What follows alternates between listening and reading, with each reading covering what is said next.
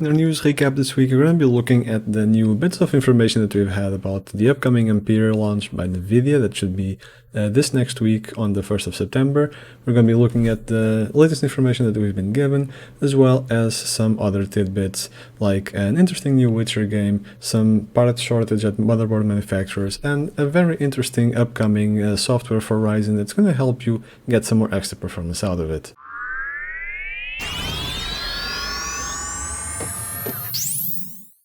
Hello there guys, the PC Guy here once again with our weekly recap of the news in the tech and gaming industry. It's usually mostly tech, sometimes there's a bit of gaming.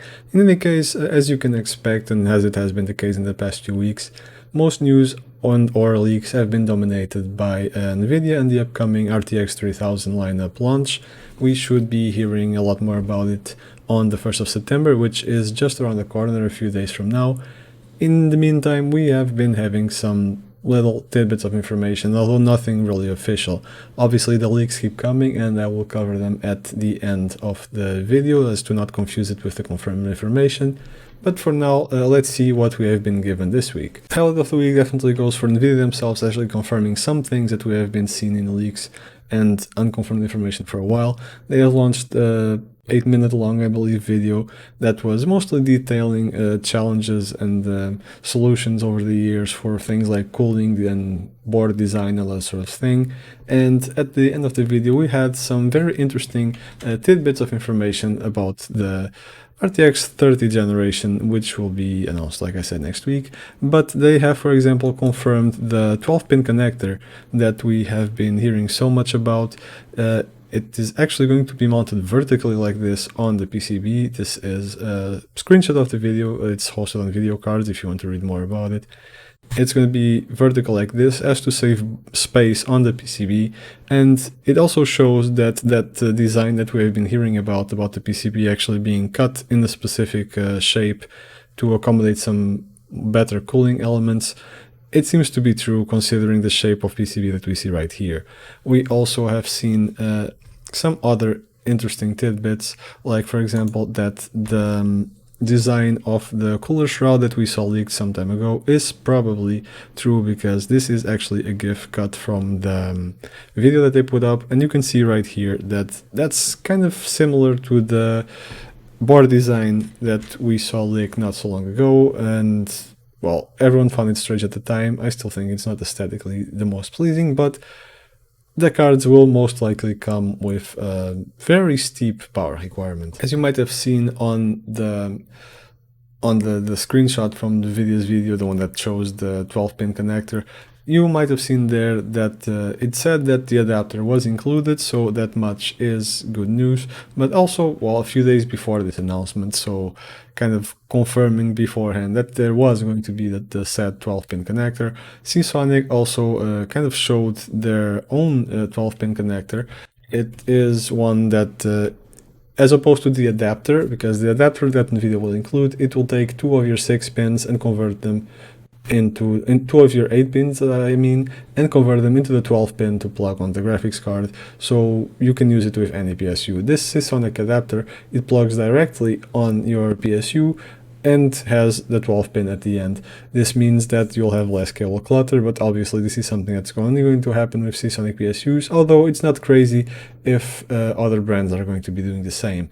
The interesting thing about this is that once again kind of hammers home the point that the power requirements are going to be steep on the new cards, especially at the higher end, because the 12-pin power connector apparently lists a recommendation of an 850 watt PSU to use it with. So we have been hearing that the 3090 is probably going to be close to the 350 watt TDP, that the 3080 might be close to the 320 TDP. It's not confirmed information, mind you, but everything seems to be pointing towards that. Last but not least, and I kind of count this together with the official information, even though it is officially not confirmed, but a few AIB partners have kind of somewhat accidentally leaked their designs, and as the deadline for launch gets closer, probably more of them will. One of them is ASUS. So this model is actually something that we've seen in a screenshot not so long ago, and the other one is, for example, Colorful,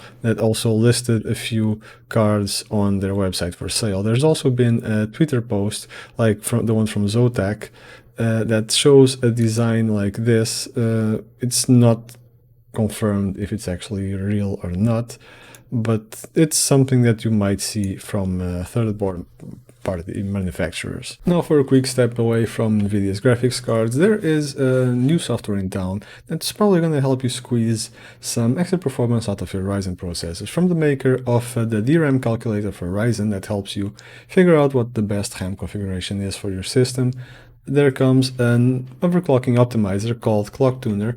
It is made by one is, well, like I said, the maker of the DRAM calculator, and it helps you optimize your overclocking settings on your Ryzen processor.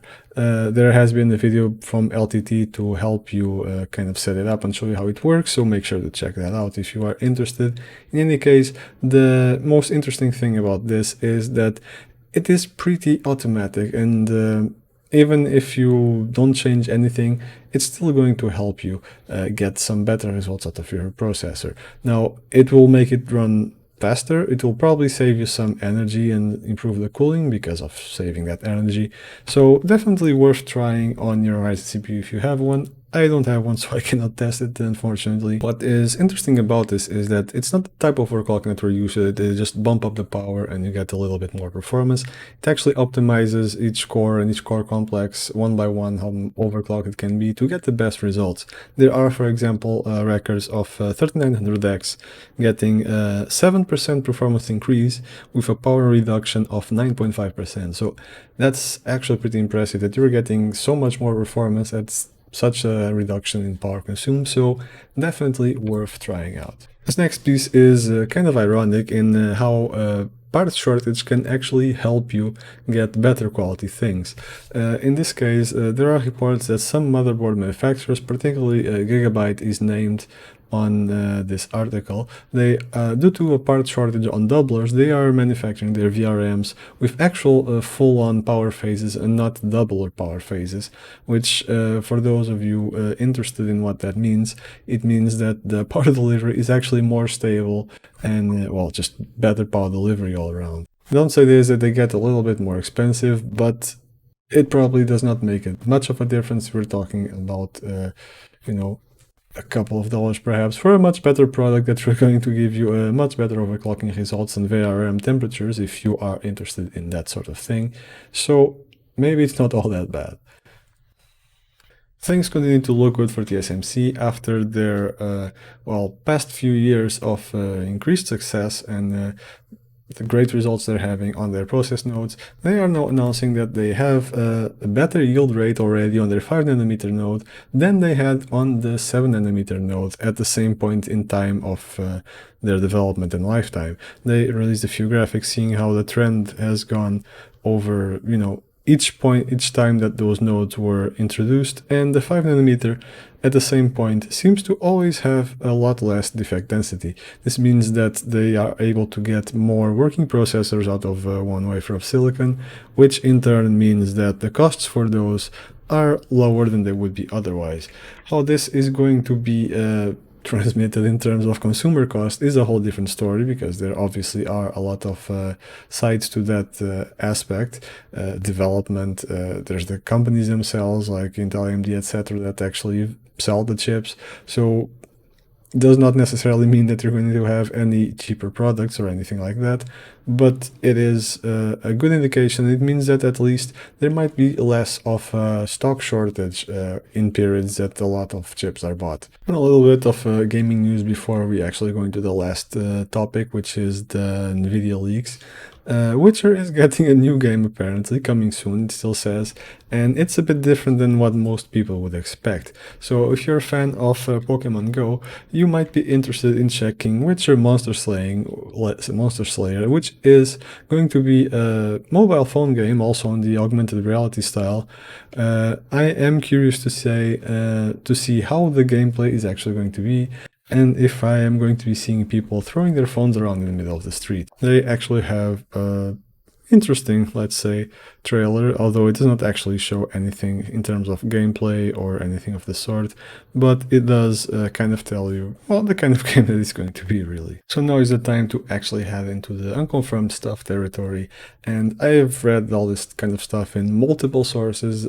None of them, I can tell you, are known for being the most reliable or anything, so I'm not going to bother really showing it on screen or anything, and I'll just let you know what I have been reading and my thoughts on it. So in terms of release date, we all know that September 1 is most likely going to be the announcement, that much is sure, and it's probably, from what people are saying, going to be a staggered release of the cards. There's going to be the 3090 or 3080 Ti, however they want to call it, and the 3080 launching in September most likely, perhaps a week apart from each other or something, and then the 3070 is said to be launching in October, with the 3060 then in November.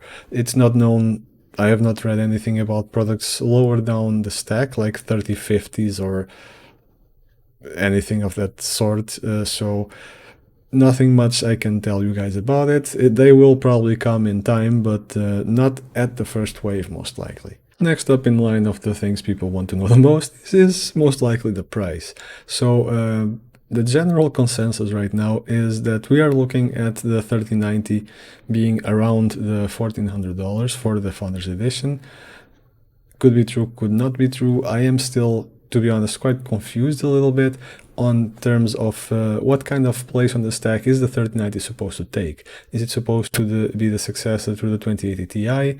Is it supposed to be the successor to the Titan RTX, or sort of an in-between step between those two, filling that gap in performance that was between the two cards? So if it is supposed to be an in-between step between those, then I kind of can understand that price.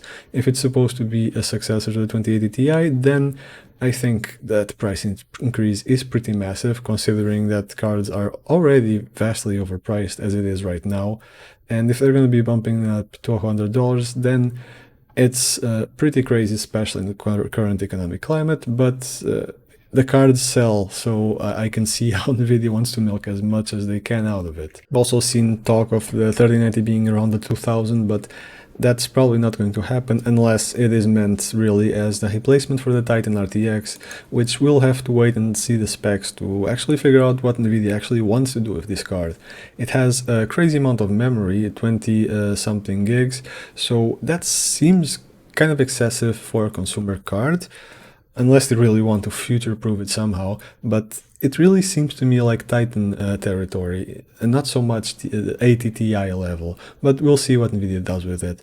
As far as the pricing for the rest of the cards, the rumors right now, and keep in mind, when I say it's rumors, it is definitely not confirmed, is that the 80 series is going to be around the $800, so pretty big difference in terms of between the 3080 and the 3090. Remains to be seen what the performance difference actually is, because that's a lot of ground to cover up in terms of price. The 3070 around 600 and the 3060 around 400. So once again, completely unconfirmed stuff, but it does look like the pricing is not going to improve massively in terms of last generation. In terms of features, not much else is known or leaked. I mean, there's leaks all over the place, obviously. What we do know is that it's going to be GDDR6X, a new standard that was previously not used in graphics cards, so it's going to be the first time it's used, and they are going to have a pretty good memory bandwidth in the region of the 21, I believe, Gbps. So that is what we kind of know so far. We don't know completely yet how the memory configurations are going to be. We know that the 3090 is going to have upwards of 20 gigs of memory. The 3080 is probably going to be in the region of 10 gigs of memory, and the other cards down below obviously are going to have slightly less, but still more than enough for today's games. As for features, we know that they're going to have DLSS 3.0, which is supposed to help developers implement DLSS a lot easier than they do today, so that it might actually become kind of a staple in gaming. They're going to have improved RTX cores or RT cores that are going to let you ray trace with a lot smaller impact on your performance. Not sure exactly how small, but it is hopefully a lot less than the current generation. And yeah, we're going to have to really wait for benchmarks to know for the actual performance hit and for how much better these are going. So far they look like great cards. The pricing is still a disappointment, as was last generations, but maybe this time around the performance actually justifies it a little bit. This has been it for the week. I hope I'll see you guys on the next episode. We are probably going to not have cards to test at launch or anything like that. We're way too small for that. If you'd like to help change that, the best thing you can do for us is to hit the subscribe button and help us grow, and maybe we will get there one day with your help. So I hope I'll see you guys in the next video, and in the meantime, as always, have fun.